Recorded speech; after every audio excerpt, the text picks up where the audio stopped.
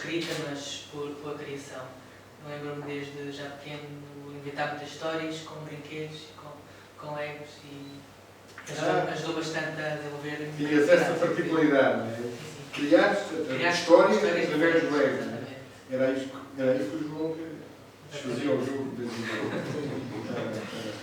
Fui crescendo como jovem que era e mais para o 6º, 7º ano comecei a ganhar mais gosto por ler, por outras atividades. Penso que estava no 6º ou 7º ano quando comecei a andar na ginástica, que também me ajudou a crescer bastante como pessoa. Aliás, por esta altura eras mais desperto para a ginástica do que para a escrita, que se foi. Sim, nessa altura sim.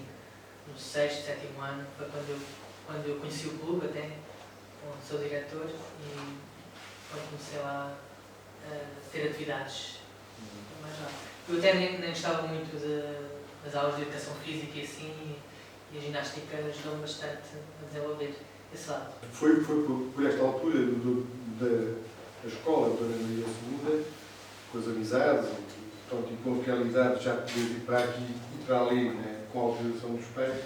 Sim. Começas a apaixonar, portanto, pela curva, afinal, na altura se calhar não seria curva, não é? Não sei, penso que sim, penso que já era. Eu comecei lá na ginástica, depois mais tarde fui para o Kung Fu, também era o mesmo professor.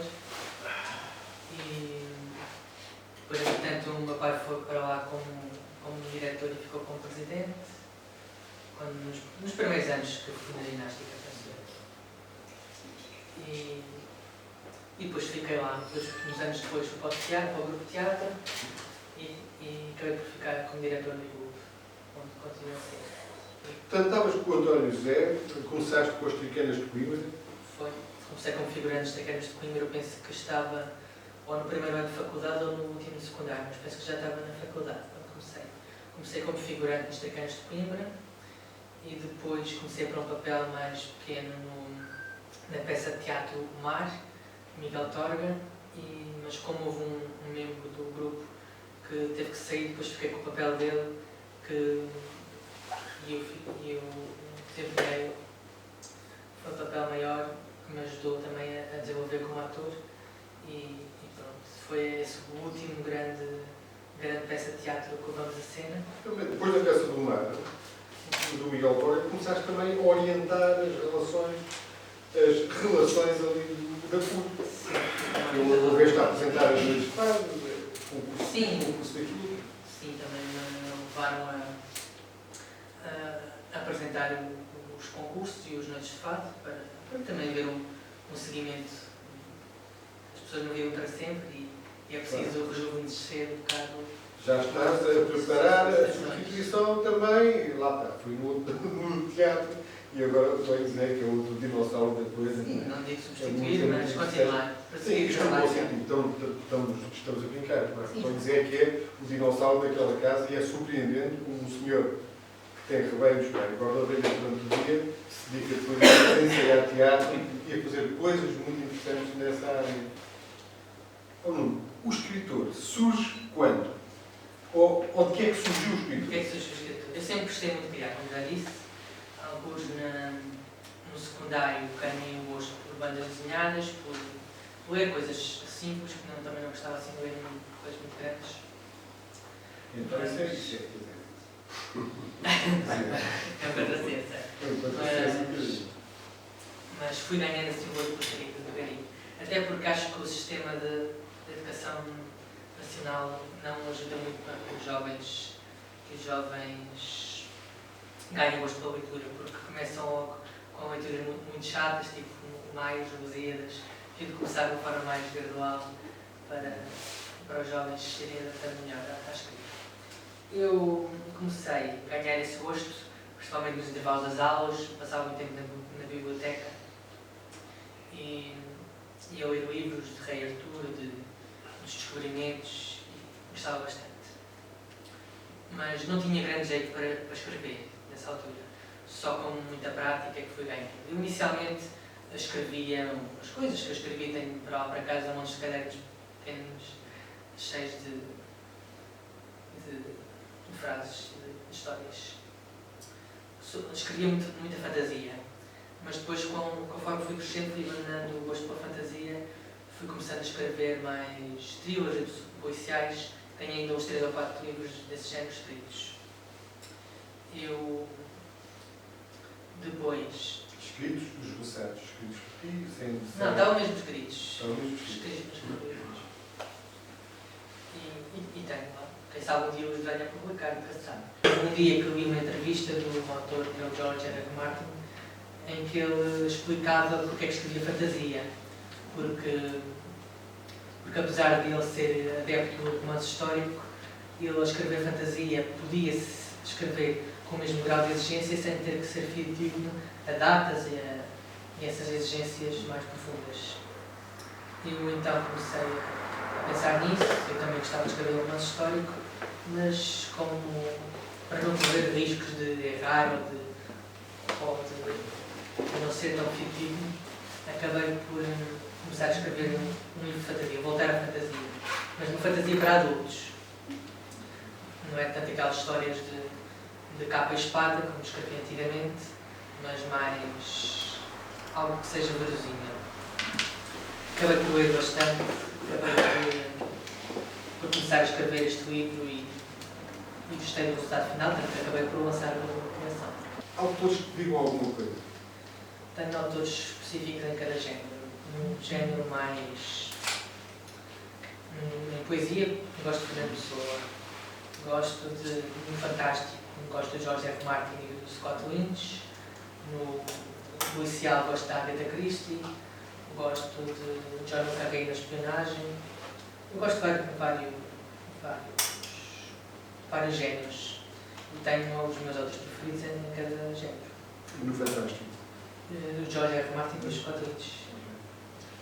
Enviei o livro para a editora da Saída de Emergência, porque é uma editora que eu sempre vi que apostava bastante na fantasia.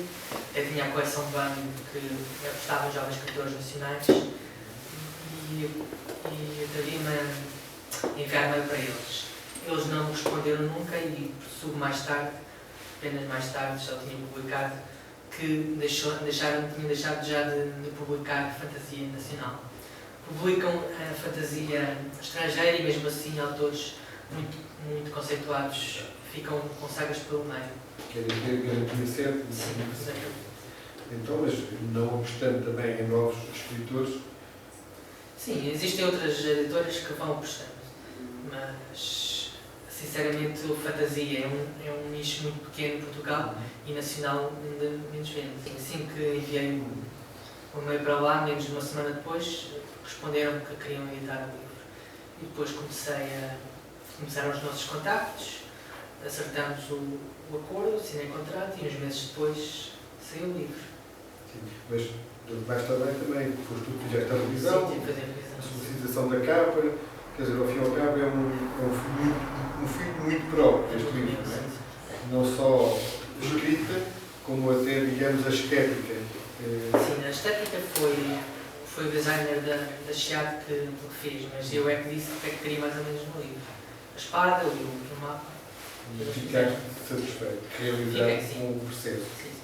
Até agora todas as opiniões que recebi foram positivas, mas em todas as opiniões positivas que recebi, há sempre pessoas que gostaram menos de uma coisa, pessoas que gostaram menos de outra, e eu tento aprender e melhorar sempre com as críticas que recebo. Desde que elas sejam construtivas, eu recebo-as muito bem. E são sempre construtivas? Até agora tem sido. Isso dá tânia, portanto, para o próximo. Sim, exatamente. Para o próximo que já está quase a sair, não é? Vamos ver como é que corre. E para o terceiro que já está feito, não é? O terceiro já está E feito. para o quarto já começaste a fazer alguma coisa, não é? Sim, Quer dizer, já o Breaking Bad é chamar a autora do Harry Potter. J.K. Rowling. Sim, és a versão masculina da senhora, não? Eu já tenho os 5 livros pensados, eu já terminei o terceiro. Estou agora em fase de revisão do segundo livro, fazer uma pausa na escrita. Talvez comece o quarto ao programa, talvez. Vamos chamar de uma saga, os 5 livros? Sim. Uma saga. Isto é fantástico, é uma leitura fantástica, leva-nos para o fantástico, quando queremos fugir do dia-a-dia, podemos chamar de uma coisa mais pesada.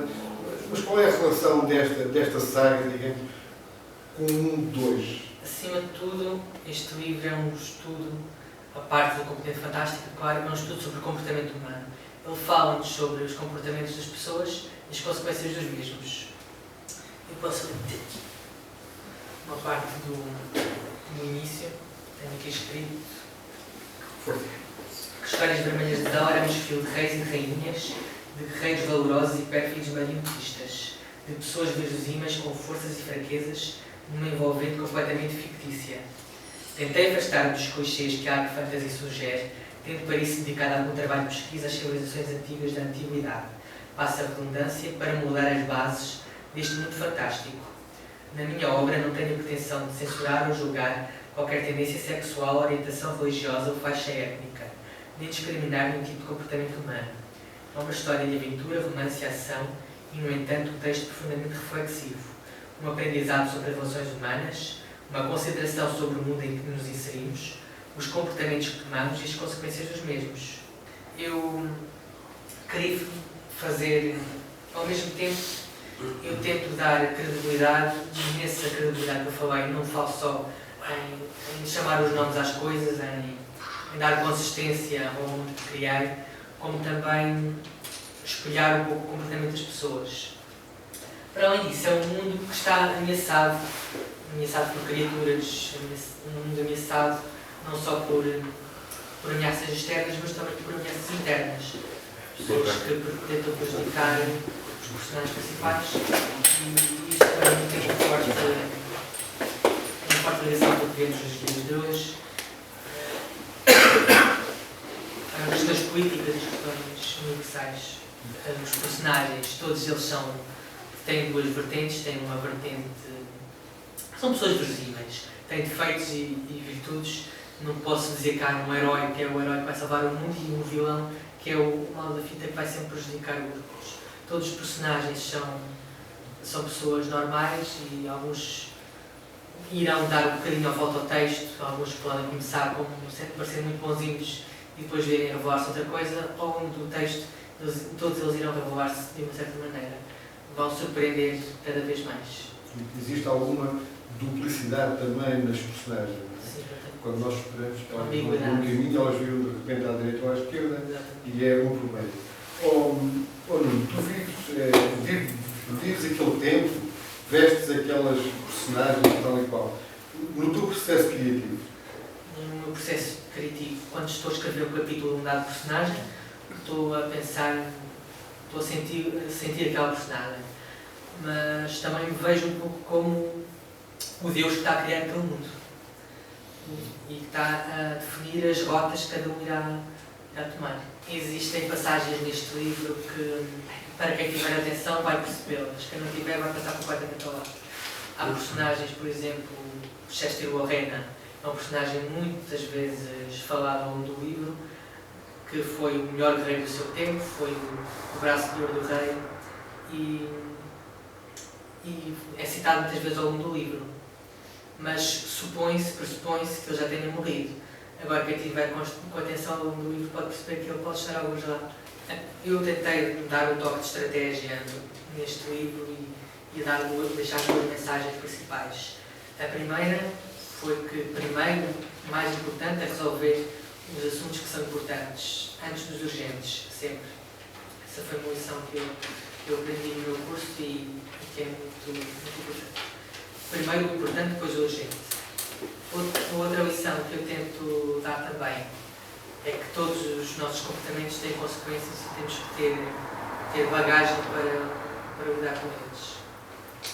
E também temos que olhar para as pessoas pelo seu valor, compreendê-las e não tratá-las como números, senão acaba por correr mal. Como há um personagem no livro que tomou uma cidade, mas não quis saber dos seus hábitos e costumes e depois acabou por ser vítima dessa mesma ideia. Muito obrigado. Obrigado pelo convite.